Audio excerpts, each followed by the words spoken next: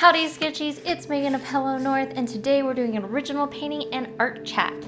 The supplies I'm using is Liquitex Heavy Body Acrylic, Golden High Flow Acrylic Paint, some assorted paintbrushes, and this beautiful pine wood panel. It measures 8 by 10. I did a little sketch in my sketchbook really late last night, and this is what came out of it. A mushroom-eyed ranger. I really love doing original artwork, and now that conventions are over for me for a little bit, getting back into doing my original stuff. I really love pop surrealism and lowbrow art. That's where it was at for me, especially during university studies and when I was first kind of being introduced to modern art. So this is kind of a little bit of a homage to that, and you're probably going to be seeing a whole lot more of this just because this is what I really like to do when I'm not doing fan art. So let's get into our little art chat today. It's summer, and so you've got some of you seniors, or recent graduates I should say, getting ready to apply for university and colleges, and you're getting your portfolio ready, or you are looking at what you're going to be taking this next year in school. And one of the things that I've really noticed lately, a lot of other art YouTubers who are they're picking up the debate of, is anime art, and how to deal with the professors and teachers who hate anime. And so I thought I'd put my 2 cents in there. If you're new to the channel, hello. I have been doing art since I was 7, and I've been doing commissions, so technically professionally, for 15 years now. And so I've been kind of on both sides. I've been to university, I took classes when I was a student. I've been on the end of portfolio reviews, like taking the portfolios and checking over them. So I've got a little bit of both sides to this argument. So first off, your secondary education. So here in the US, that's going to be middle school and high school, and wherever you are in the grade world, that's going to be kind of the age ranges that a lot of people, I think, have the biggest problem with. My art teacher hates anime. So I'm going to speak mostly from a US standpoint, since I'm here in the US and that's where I took school at. A lot of your high school and middle school teachers, you have to realize they are bound by a curriculum that is set forth by the federal government and the state. And sadly, it's not that these people who make the curriculums don't see anime as art.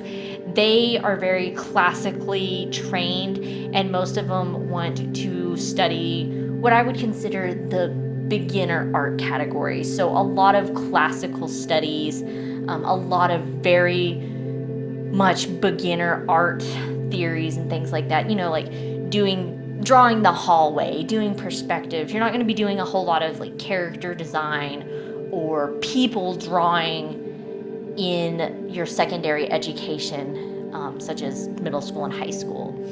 Now, that doesn't mean that teachers hate anime.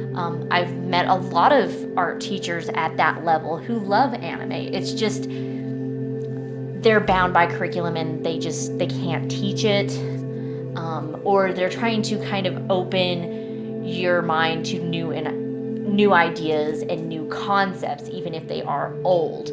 Now, the reason why they would do that at any point or with any art student, is because as our generation, my generation was the ones who really were at the very beginning of the anime boom here in the US. I grew up with Sailor Moon and Dragon Ball Z, and that was it. And then finally Tenchi Muyo and Cowboy Bebop joined the scene on Cartoon Network. So I started at the very beginning of the whole anime boom. And growing up with that, you see anime all the time. It's constantly in your mind, whether it's with comics or anime, like the animation, or video games. You see it a lot, and a lot of these teachers at that level just kind of want to expose you to something new and a little bit different, and new ideas. even if they're the old classical stuff. So it's not that they don't like anime or they don't see anime as art. They're just kind of bound by curriculum status, and they're just trying to expose you to new and different ideas. Now, if you do get a teacher that's just like a total jerk about the whole anime, don't take that all art teachers and all art people hate anime and it's a hatred. It just means that they're a jerk, and it doesn't matter if you were painting perfect renditions of the Madonna and turning it in, they would still hate it. There's people like that in every profession, so you just go with it. My biggest suggestion that I would give if you are in secondary education and you're going into art and you're raring to fight all those people and defend art as anime and things like that, I would suggest really take a look at what you want to do and go, okay, do I really want to spend an entire year or an entire semester or even my entire career in high school or middle school fighting the art teacher over anime, or do I just want to do it in my off time? Because nobody can stop you from doing anime art in your off time or not in your lesson work. And then just do the lessons and then apply what I've learned and what I'm exposed to my anime art, and really like confirm, like really grow my style and my artistic abilities. I would definitely say take the latter. Just do anime in your off time. Nobody can stop you. And then just do the lessons, because honestly, in the end, chances are you're never going to have to work for that person and that sort of thing. So, I mean, you really have to pick and choose your battles, especially in secondary education. Now, going on to higher education, this is where I have the most experience on both ends of the spectrum here.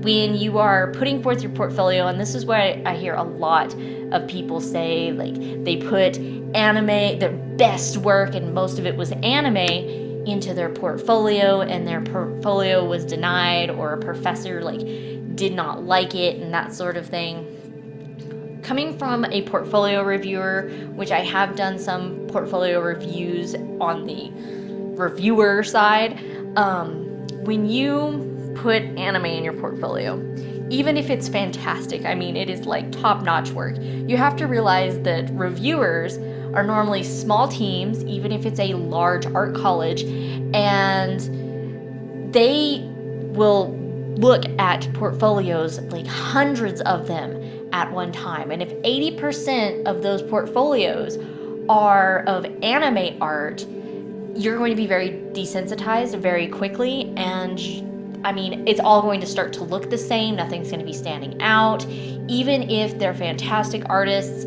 it's not going to make you stand out as a student. And that's the same thing with employers later. So one of the things that I had one of my professors tell me when I was submitting my portfolio, and she was fantastic. She loved my artwork. She really enjoyed like the anime and the Japanese inspiration, but she said the very easily identifiable